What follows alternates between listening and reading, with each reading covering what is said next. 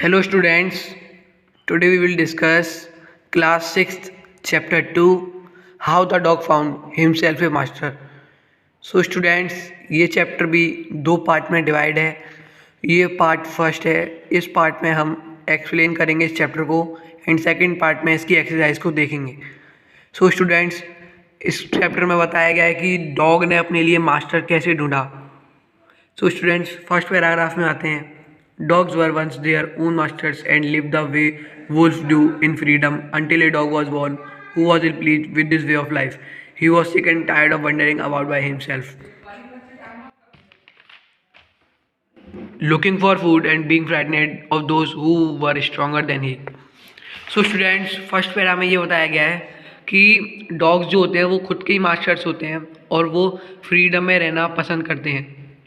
और जबकि एक जो डॉग जो कि इल प्लीज बॉर्न होता है यानी अनहैप्पी बॉर्न होता है, यानी जो देखते हैं हम बाहर के जो डॉग्स होते हैं जो इल प्लीज होते हैं यानी अनहैप्पी होते हैं, उन्हें खाना ढूंढना पड़ता है, वो थक जाते हैं ढूंढते ढूंढते, लेकिन वो तब भी मास्टर की तरह रहना पसंद करते हैं, वुल्फ की तरह.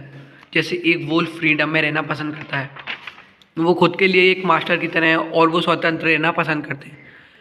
Looking for food and being frightened of those who are stronger than he. तो और मतलब फूड के लिए ढूंढते रहते हैं और उनसे डरते हैं जो उनसे स्ट्रॉन्गर होते हैं. सेकंड पैरा में आते हैं. He thought it over and decided that the best thing for him to do was to become the servant of one who was stronger than he anyone on earth and he set out to find such a master. So first second paragraph में ये बताया गया guys कि जो dog था वो सोचता है कि मैं अपने लिए एक मास्टर बना लेता हूँ और मैं किसी का एक सर्वेंट बन जाता हूँ जिससे मेरा क्या कहते हैं रक्षण हो सके, मतलब मेरी को रक्षा कर सके और मेरे लिए वो अच्छा होगा कि मेरे को किसी से डरना नहीं पड़ेगा, जो कि स्ट्रॉन्गर होगा सबों से और वो मेरा मास्टर बन जाएगा तो बहुत अच्छा रहेगा. तो वो थर्ड पैराग्राफ में आते हैं. He walked and he met a kinsman of his a big wolf who was as strong as he was fierce. तो वो जा रहा होता है चलता चलता, तो एक जगह पे वो मिलता है एक kinsman of his a big wolf. Kinsman means होता है एक रिलेटिव जो कि ओल्ड रिलेटिव्स इसमें भी दे रखा है. एक kinsman old fashioned word for a relative. So guys, जो वुल्फ था जब वो वुल्फ से मिलता है तो डॉग का वुल्फ एक रिलेटिव ही माना जाता है और डॉग से वुल्फ स्ट्रॉन्ग भी था और वो उससे डर भी रहा था. तो वो सोचता है कि क्या मैं इसे बना के देखता हूँ अपना मास्टर. तो आगे देखते हैं. Where are you going dog, the wolf asked. Wolf ने पूछा तुम कहाँ जा रहे हो.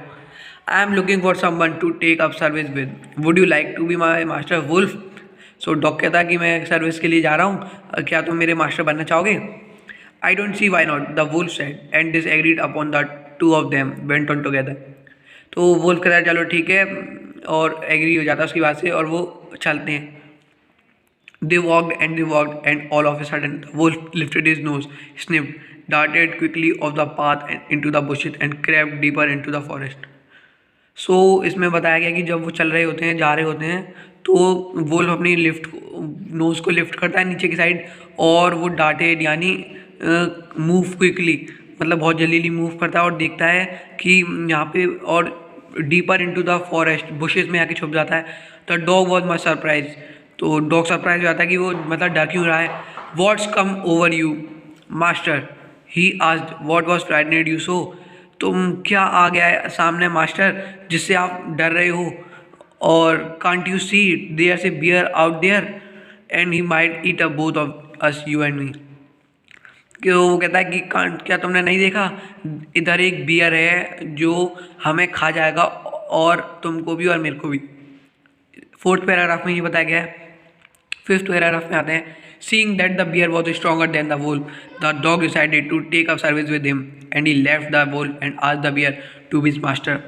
तो जब देखता है कि डॉग की वुल्फ से ज़्यादा बियर ताकतवर है तो वो वुल्फ को छोड़ देता है और बियर को अपना मास्टर बनाने की कोशिश करता है. The bear agreed to his readily and said let us go and find a herd of cows, I will kill a cow and then we can both eat our fill. तो bear जो था वो agree हो जाता है और वो कहता है कि चलते हैं हम एक काउस का हर्ड को देखते हैं और उनको खा के अपना पेट भर लेंगे. They walked on and soon saw a herd of cows, but just as they were about to come up to it, they were stopped by a terrible noise. तो दे जा रहे होते हैं तो वो देखते हैं काउस का herd, but just they were about to come up to stay were stop by terrible noise. जब वो अपनी एक टेरेबल नॉइज की वजह से बहुत जल्दी स्टॉप हो जाते हैं। The cows were moving rowdily and running in a panic in all direction. और मतलब जो काउस थी वो मूविंग करती हुई लाउडली और वो भाग रही थी हर जगह, पैनिक यानी खतरे में, मतलब परेशानी में, इन ऑल डायरेक्शन वो हर जगह में भाग रही थी परेशानी में। The bear looked out from behind a tree and then he to ran hastily deeper into the forest. जो बियर था वो देख रहा था उसके पीछे से, ट्री के पीछे से, एंड वो फिर भाग जाता है एक डीपर इनटू द फॉरेस्ट, वो अंदर फॉरेस्ट के अंदर भाग जाता है। ये कुछ ऐसा दिखाया गया है इसमें। इस पैराग्राफ में आते हैं। Now why did I have to come here said he to the dog. क्या तुम्हें पता है कि मैं इधर क्यों आया? It is the lion who rules the forest in this parts. The lion who see don't you know he is strongest beast on earth. तो डॉग पूछता है तो लॉयन कौन होता है? तो बियर कहता है कि he is strongest beast on earth. We will then well then I will say good bye to you bear. I want a master who was stronger than anyone on earth. So वो कहता है कि मैं तुम्हें छोड़ना पड़ूंगा, sorry, मेरे को सबसे ज़्यादा ताकतवर एक मास्टर चाहिए। And of the dog went to ask the lion to be master. तो डॉग जाता है लॉयन के पास कि तुम मेरे मास्टर बनोगे। The lion agreed to it and the dog stayed with him and serve with him for a long long time. तो वो इसको सर्व करता रहता है डॉग लॉयन को, और वो बहुत देर तक उनकी, बहुत ज़्यादा टाइम तक उनकी दोस्ती रही, relationship. It was a good life and he had nothing to complain of, for there was no stronger beast in the forest than the lion and no one dared touch the dog or offend him in any way। तो dog की तरफ से अपने lion master के लिए कोई भी complaint नहीं थी, क्योंकि जो लॉयन होता है वो मास्टर, जो उसका लॉयन जो तो मास्टर था वो पूरे फॉरेस्ट में राज करता है और वो रूल करता रहता है, तो उससे कोई डरता, हर कोई उससे डरता है। तो डॉग इसको अपने मास्टर से कोई शिकायत नहीं थी। तो but one day the two of them were walking side by side along a path that there amid bare cliffs when all of a sudden the lion stopped. तो एक दिन जा रहे होते हैं वो पाथ के साइड, तो डॉग जो था वो और लॉयन को देखता है कि लॉयन तो रुक गया है। He gave a great roar and struck the ground angrily with his paw with such force that a hole formed there. Then he began to back away very quietly.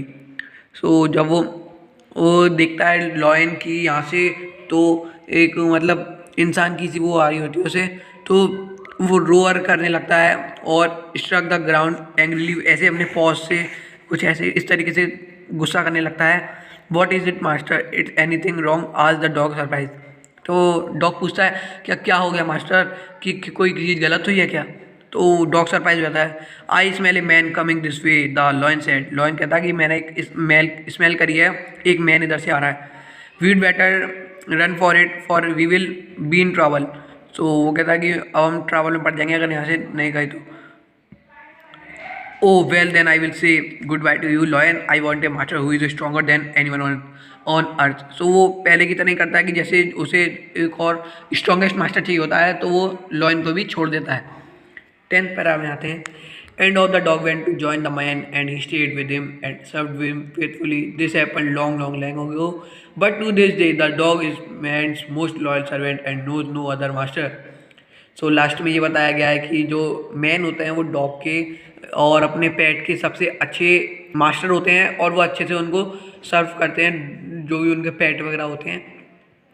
So students, इस chapter में यही था कि जो हमारे जो dog या पेट वगैरह उनके लिए होते हैं तो उनके लिए सबसे अच्छा मास्टर जो होता है वो एक ह्यूमन होता है, क्योंकि ह्यूमन के पास ऐसी क्षमता होती है कि वो एक पेट को अच्छे से पाल सके। थैंक यू स्टूडेंट्स, मिलते हैं इसके पार्ट 2 में और सेकंड वीडियो में। Thank you.